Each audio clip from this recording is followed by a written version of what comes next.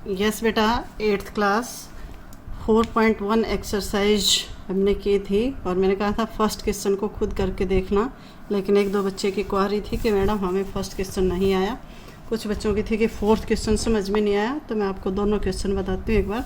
सबसे पहले देखते हैं क्वेश्चन नंबर फर्स्ट में क्या था, right the unit digit of the cube of each of the following number. Right the unit digit क्या है, right the unit digit of the cube of following number. Unit digit क्या होती है, ones tens जो first देखिए जैसे 33 है, इसमें यूनिट डिजिट ये है, वंस वाले को क्या बोल रहे हैं हम, यूनिट डिजिट। तो कह रहा है right the unit digit of each of the cube of the following number. तो ये यूनिट डिजिट है 3, इसका क्यूब करके देखें, इसका क्यूब करके देखेंगे तो क्या आ जाएगा, 3 × 3 × 3 इज इक्वल टू 27। तो यहाँ पर क्या आया यूनिट डिजिट 7, तो हमारा आंसर क्या आ गया 7। इसी तरह से आप कोई भी देख लें, जैसे 15 है, 15 में यूनिट डिजिट क्या है 5, तो हम 5 का क्यूब देखेंगे तो इसको कैसे कर देंगे, 5 × 5 × 5 इज इक्वल टू 125। तो यहाँ पर हमारा आंसर क्या आ जाएगा 5। अब आया समझ में। जैसे -23 है, इसमें यूनिट डिजिट हमारा क्या है 3 है, तो -23 ×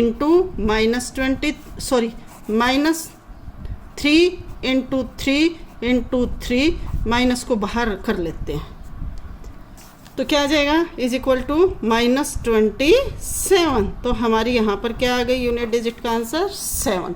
इस तरह से करने थे बेटा ये सारे। जैसे 176 है, 176 में हमारी यूनिट डिजिट क्या है 6, तो हमें क्या करना पड़ेगा 6 का क्यूब। तो 6 का क्यूब क्या होता है 6 × 6 × 6।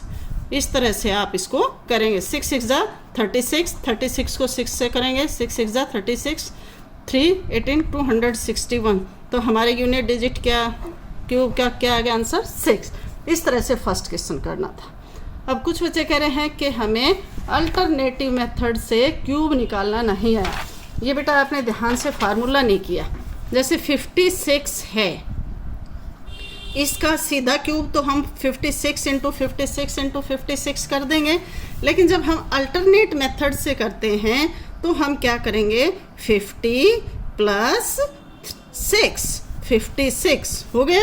इसमें हम a किसको मानेंगे, a is equal to 50 and b is equal to 6। और यहाँ हमें क्यूब निकालना है, तो a + b, इसके क्यूब का फार्मूला होता है बेटा a³ + 3a² + 3ab² + b³। अगर आप इसमें ये वैल्यू रख देंगे, a की जगह पर क्या लिखेंगे 50 और b की जगह पर क्या लिखेंगे 6, तो ये आपका कंप्लीट हो जाएगा। a इज इक्वल टू 50, तो 50 का क्यूब + 3 × a का स्क्वायर, a की जगह पर हमारा क्या है 50 का स्क्वायर, × b की जगह पर क्या है 6, + 3 a की जगह पर क्या रखेंगे 50 × 6 का स्क्वायर + 6 का क्यूब। इस तरह से ही करना था। अब 50 के क्यूब को आप खोलेंगे तो क्या आ जाएगा 120, 50 × 50 125 के आगे 3 0, ये आ जाएगा, प्लस 3 × 50 × 50 250 × 6, प्लस क्या आ जाएगा 3 × 50 क्या आ जाएगा 150 × 36 + 216। ये आपको सिर्फ कहाँ प्रॉब्लम हुई है, जब आपने इसमें गुणा किया है। तो इसको मल्टीप्लाई करेंगे 125 000 प्लस इनकी गुणा करेंगे आपस में, फिर इन दोनों गुणा करेंगे फिर चारों को क्या कर देंगे ऐड कर देंगे। जैसे आप यहाँ पर कर भी सकते हैं, 25 3 × 75, 75 को किससे करेंगे 75 को करेंगे 6 से, 6 6 × 30, और इस तरह से इसको आप कर सकते हैं। पूरे को सॉल्व करके अब आप देख लेंगे। तो इस तरह से आपका 4th क्वेश्चन था, इसको करेंगे अल्टरनेट मेथड से। अब आगे आता है बेटा 8th क्वेश्चन। 6th और 7th मैंने पहले करवा दिया था। 8th आता है the edge of a cuboid tank is, edge of a cuboid tank, एक क्यूबाइड टैंक है, उसके एक किनारा है 1.8 metre, find the volume of that water to be filled, volume निकालना है। तो वॉल्यूम का फार्मूला क्या होता है बेटा, एड्स दिया हुआ है, 1 एड्स क्या दिया हुआ है, 1 edge is equal to 1.8 metre. Volume का फार्मूला क्या होता है, volume is equal to cube of the edge, ठीक है, cube of the edge. Edge कितना था 1.8, तो 1.8 इंटू 1.8 इंटू 1.8 मीटर क्यूब आ जाएगा, क्योंकि 3 बार मीटर आया है, तो इसकी मल्टीप्लिकेशन कर लेंगे। ये आपका कौन सा क्वेश्चन हो जाएगा, 8th क्वेश्चन। अब 9th क्वेश्चन क्या है, verify the following statements by taking different values of n if n is odd, n को ओड लिखेंगे, n को क्या लिखेंगे, ये वेरीफाई करके दिखाने आपको सारे क्वेश्चन। वैसे तो ये आपको खुद करने चाहिए। 9th का एक पार्ट मैं आपको बता देती हूँ, first part, if n is odd, odd number कौन से होते हैं हमारे, 1, 3, 5, 7, ये क्या है हमारे ऑड नंबर। कोई ऑड नंबर है तो आपको क्या प्रूव करना है कि n cube is also odd. तो आप n क्यूब, मान लिया आपने n इज इक्वल टू 3 ले लिया, तो 3 का क्यूब क्या हो जाएगा, 3 का क्यूब क्या होएगा हमारा, 3 into 3 into 3 is equal to 27। तो 27 भी क्या है हमारा ओड नंबर है। तो ये आपको इस तरह से वेरीफाई करके दिखाने हैं सारे।